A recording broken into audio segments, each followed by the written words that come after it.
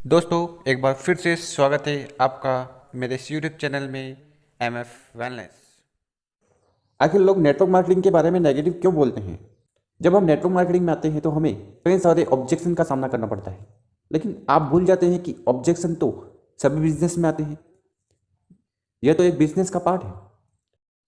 इस वीडियो को ध्यान से देखिए और पूरा देखिए, और अभी तक आपने अगर हमारे चैनल को सब्सक्राइब नहीं किया है तो प्लीज़ सब्सक्राइब कर लें। जैसे हम एडिडास के शोरूम खोलते हैं तो जितने भी कस्टमर एडिडास के शोरूम में आते हैं सारे लोग जूते नहीं लेते। कुछ लोग ना करते हैं, कोई रिजेक्शन करते हैं और उसको हमें संभालना पड़ता है। अब चाहे जियो का नेटवर्क ही क्यों ना हो, लोग तो उसमें भी टांग अड़ाते हैं, वहाँ पर भी ऑब्जेक्शन खड़े करते हैं। तो लोगों का तो काम है सवाल करना। हम बाजार जाते हैं तो हम भी तो तरह तरह के अजीब व गरीब सवाल करते हैं सामान खरीदने से पहले। तो ये तो इंसानों की आदत है। इसका ये मतलब है कि समस्या समान है और सबके साथ होती है, सारे बिजनेस में ना होती है और सब नहीं खरीदते हैं। तो वही चीज़ यहाँ पर भी अप्लाई होती है। तो आपको क्या करना पड़ेगा? इसमें आपको मास्टरी हासिल करनी पड़ेगी। आपको सीखना पड़ेगा कि कैसे प्रोस्पेक्टिंग करें, कैसे लोगों से बात करें, कैसे इनवाइट करें, कैसे प्लान दिखाएं, कैसे फॉलोअप करें। ये सारी चीज़ हम सीखते हैं और हमें सीखना पड़ेगा। अगर आप कच्चा दिमाग लेकर मार्केट में जाते हो तो कोई दूसरा व्यक्ति ऑब्जेक्शन करता है और आप जवाब नहीं दे पाते हैं तो आप खुद के डिसीजन पर शक करने लगते हैं। आपका माइंड धीरे धीरे ऐसा हो जाता है कि शायद ये सही बोल रहा है और शायद मैं गलत प्रोफेशन में आ गया हूँ, मेरे को नेटवर्क मार्केटिंग नहीं करना चाहिए थी। तो आप अपने निर्णय पर टिके रहिए, क्योंकि नेटवर्क मार्केटिंग एक ऐसी जगह है जहाँ से आप अपने सपने पूरे कर सकते हैं। जब नेटवर्क मार्केटिंग कॉन्सेप्ट शुरुआत में आया तो लोगों को बहुत पसंद आया। कुछ बाहर से कंपनी आई और उन्होंने इस कॉन्सेप्ट के बारे में बात की। प्रोडक्ट को साइड में रखकर केवल नेटवर्क मार्केटिंग के कॉन्सेप्ट को बेचा।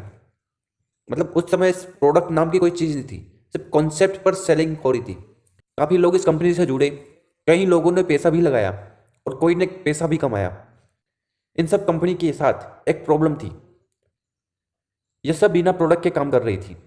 ये सब पोंजी स्कीम में काम कर रही थी, पैसा लगाओ पैसा कमाओ। मतलब फिजिकली कोई प्रोडक्ट नहीं था। काफ़ी कंपनी लोगों का पैसा लेकर भाग गई, इससे लोगों को काफ़ी नुकसान हुआ। कुछ लालची लोगों ने ये कंपनी शुरू की थी और लोगों का भरोसा जीत कर उनसे पैसे लेकर भाग जाते थे, जिससे लोगों ने नेटवर्क मार्केटिंग पर भरोसा करना बंद कर दिया। और ये प्रॉब्लम आज भी हम देखते हैं। कुछ कंपनी आती है और रातों रात अमीर बनाने का दावा करती है। ऐसी कंपनी एक फिक्स डिपॉजिट लेके और कहती है कि अगले 12 से 18 महीने तक आपको एक फिक्स इनकम मिलती रहेगी। ऐसी कंपनी लोगों को बेवकूफ़ बनाती है।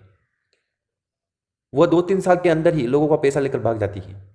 पैसा इन कंपनी में केवल पैसा सर्कुलेट होता है, सिर्फ पैसा घूमता रहता है। आपसे लिया उसको दिया, उससे लिया इसको दिया। कुछ अच्छी कंपनी भी आई प्रोडक्ट के साथ, लेकिन लगातार Ponzi scheme, chit fund company की वजह से लोग इस अच्छी कंपनी को देख नहीं पाते। नेटवर्क मार्केटिंग को लेकर लोग नेगेटिव हैं, लेकिन अब खुशी की बात यह है कि लोग अब इस कॉन्सेप्ट को समझ रहे हैं। वो विश्वास कर रहे हैं कि नेटवर्क मार्केटिंग एक अच्छी चीज़ है, इसकी पावर, इसकी ताकत को जान रहे हैं। और अब पॉन्जी स्कीम पर भी सख्त कानून बनाए गए हैं।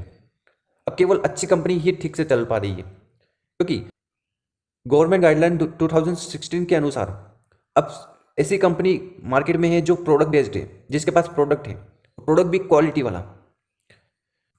ये कारण है कि लोग नेटवर्क मार्केटिंग पर भरोसा नहीं करते और उम्मीद है कि बहुत जल्दी ये जो दुविधा है ये समाप्त हो जाएगी, क्योंकि लोग इस चीज़ को समझ रहे हैं। अभी कोरोना काल में लोगों को समझ में आया कि एक सोर्स ऑफ इनकम के अलावा हमारे पास दूसरी सोर्स ऑफ इनकम भी होना बहुत ज़रूरी है। जिससे होता ये है कि एक नाव में हम कहीं डगमगा रहे हैं तो दूसरी नाव की मदद से हम अपनी नैया पार कर लें या हम अपने गोल अचीव कर लें।